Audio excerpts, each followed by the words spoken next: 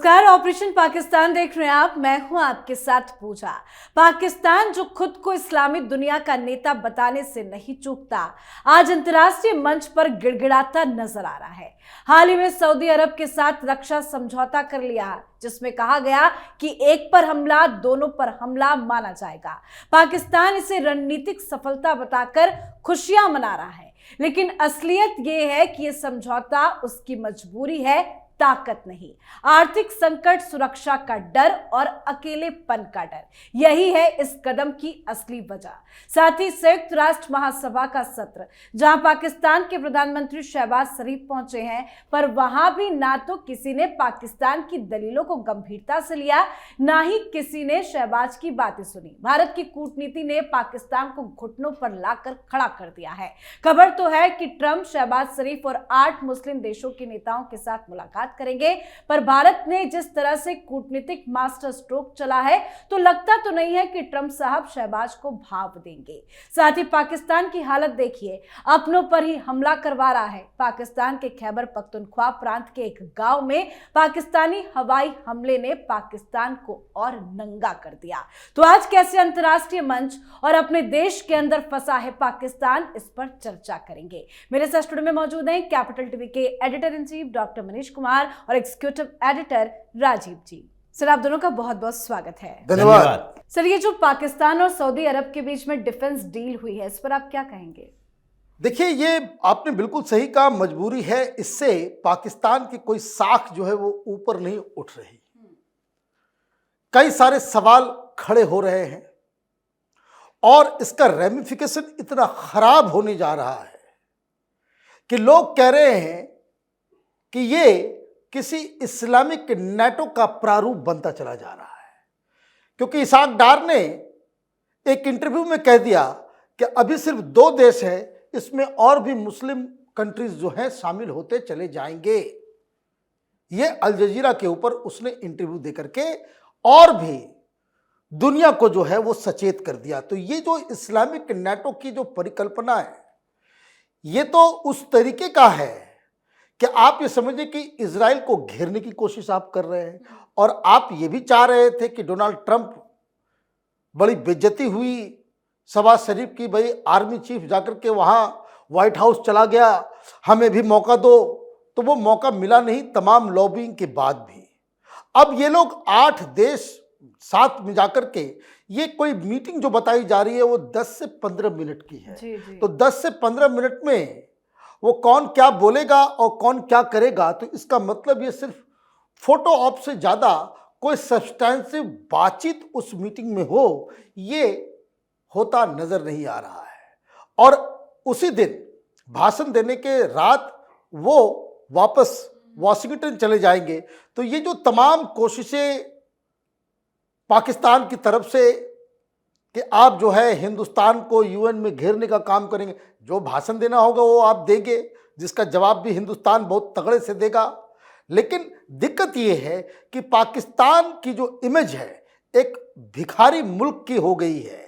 वो इमेज जो है हमेशा इसके पीछे पीछे जो है वो चलते बिल्कुल, और इमेज पे डेंट भी लग रहा है। सर, वहां पे क्या चल रहा है अमेरिका में, क्योंकि सऊदी भी वहां पे पहुंचा हुआ है, ट्रंप से मुलाकात की खबर है, क्या चल रहा है आखिर अमेरिका के अंदर? देखिए, सऊदी अरब की तो अपनी रणनीति है। हाँ। ये डिफेंस डील जो किया है उसमें एक बेहतर रणनीति अरब के देशों ने अपनाई है कि तुम अपने आप को कहते हो इस्लामिक दुनिया का बादशाह बनेंगे, भाई हमारे पास परमाणु शक्ति है, तो इस्लामिक देश जितने अरब के अंदर हैं वो हमारे साथ साथ चलें, हम डिफेंस में ज़्यादा मजबूत हैं दूसरे देशों की अपेक्षा। मतलब ये अरब के देशों की अपेक्षा, अरब के देश सारे इकट्ठा तो है, पहले से ही है, आपस में थोड़ी बहुत समस्याएं हैं, लेकिन इजराइल के खिलाफ 3-3 अरब इजराइल युद्ध हो चुका है। क्या किया?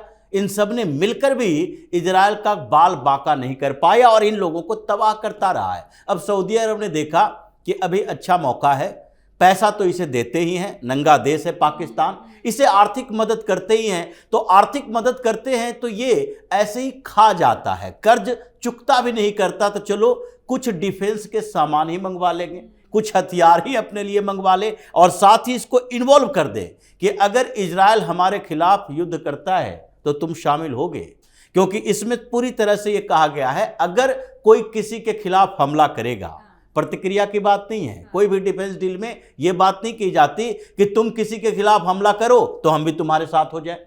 तुम्हारे ऊपर अगर कोई हमला होगा तो एक दूसरे के ऊपर हमला समझा जाएगा। मतलब सऊदी अरब पर इजराइल हमला करे तो पाकिस्तान साथ देगा, लेकिन पाकिस्तान अगर भारत के खिलाफ कोई कार्रवाई करे और भारत प्रतिक्रिया करे तो सऊदी अरब की मजबूरी नहीं है कि तुम दोनों के बीच आपस में युद्ध हो रहा है, तो इसलिए आपस में निपट लो। अगर तुम्हारे ऊपर कोई स्ट्राइक होती है, हमला होता ही है, तो भी हम अपने तरफ से साथ देंगे। और ये पाकिस्तान जानता है कि सऊदी अरब की ताकत इतनी मजबूत, इतनी बड़ी नहीं है कि वो भारत के खिलाफ हमारा सहयोग कर सकता है, लेकिन ये पाकिस्तान को उसने उस युद्ध में घसीट दिया जिसमें अभी ईरान थोड़े समय पहले तबाह हुआ, जिसमें दोहा तबाह हुआ है और जिसमें अब सऊदी अरब की भी बारी आ सकती है अगर उसने फंडिंग बंद नहीं की तो। ईरान, सऊदी अरब, दोहा, कतर, यूएई, ये सारे जो इस्लामिक कंट्री हैं वो सब राडार में हैं इजराइल के।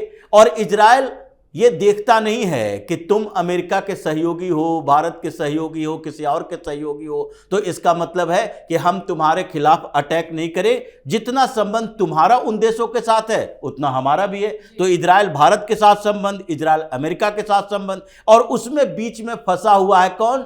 ये पाकिस्तान। अब आगे पाकिस्तान इजराइल के हमलों का शिकार होगा जैसे ईरान हुआ है। इसलिए इस डिफेंस डील में MBS जो मोहम्मद बिन सलमान है बड़ी चालाकी की है और पाकिस्तान को उस दलदल में घसीट दिया जिसमें चीन पहले से पाकिस्तान के साथ घुसा हुआ है। इसलिए BLA के जब UN में सिक्योरिटी काउंसिल में उसके ऊपर सैंक्शन लगाने की बात आई तो क्या हुआ?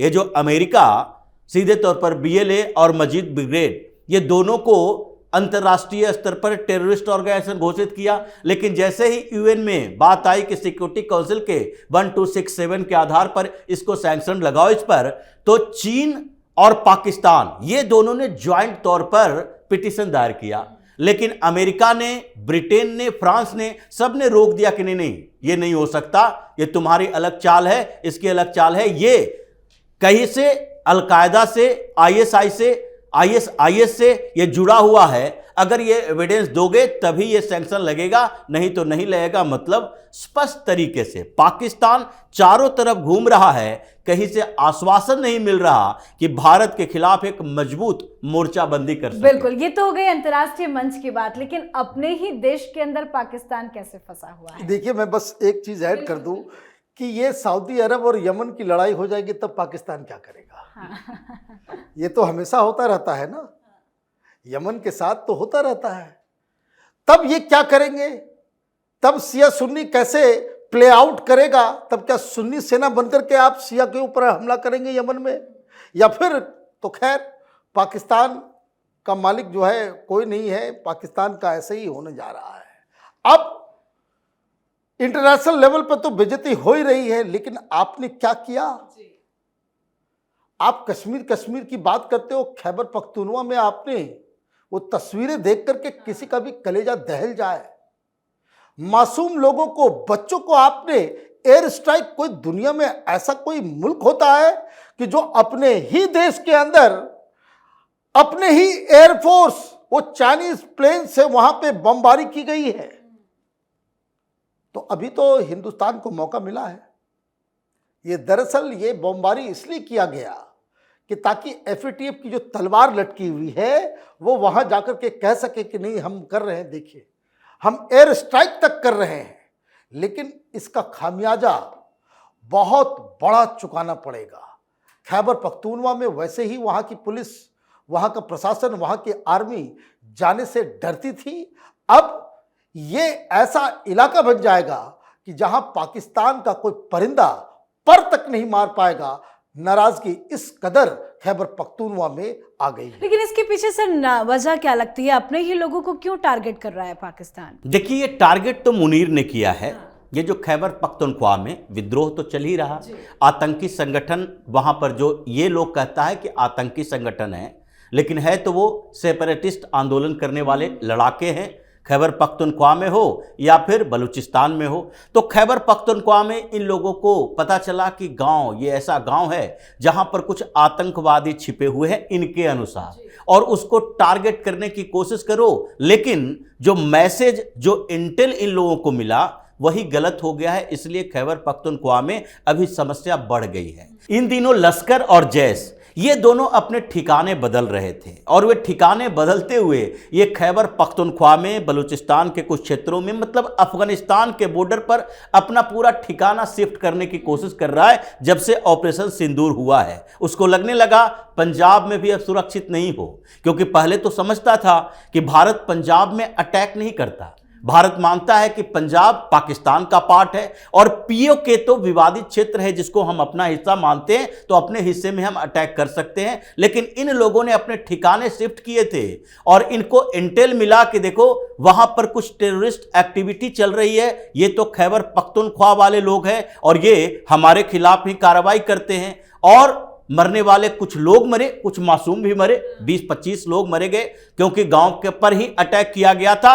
इसमें मरने वाला जैश और लश्कर के लोग भी हैं, तो इसलिए विस्फोटक की स्थिति पैदा हुई है। अब हो सकता है अगली बार ये लोग विस्फोट इस्लामाबाद, लाहौर में भी करे, क्योंकि इसने गलती से अपने ही पाले हुए आतंकवादियों को मारा है। जी बिल्कुल, बहुत बहुत धन्यवाद सर आप दोनों का। धन्यवाद। तो पाकिस्तान के प्रधानमंत्री शहबाज शरीफ न्यूयॉर्क में संयुक्त राष्ट्र महासभा यानी कि यूएनजीए के मौके पर कुछ मुस्लिम नेताओं के साथ अमेरिकी राष्ट्रपति डोनाल्ड ट्रंप से मुलाकात करने वाले हैं। मुलाकात को लेकर कई तरह के सवाल हैं, पर भारत जिस तरह से कूटनीतिक चाल चल रहा है उससे पाकिस्तान चारों तरफ से फंसा हुआ है। अपने देश के अंदर ही पाकिस्तान की किरकिरी हो रही है और एक बड़ी मुसीबत में पाकिस्तान फंस चुका है। तो पाकिस्तान के हालात पर आपकी क्या कुछ राय है, कमेंट करके लिखिएगा। देखते रहिए कैपिटल टीवी। नमस्कार।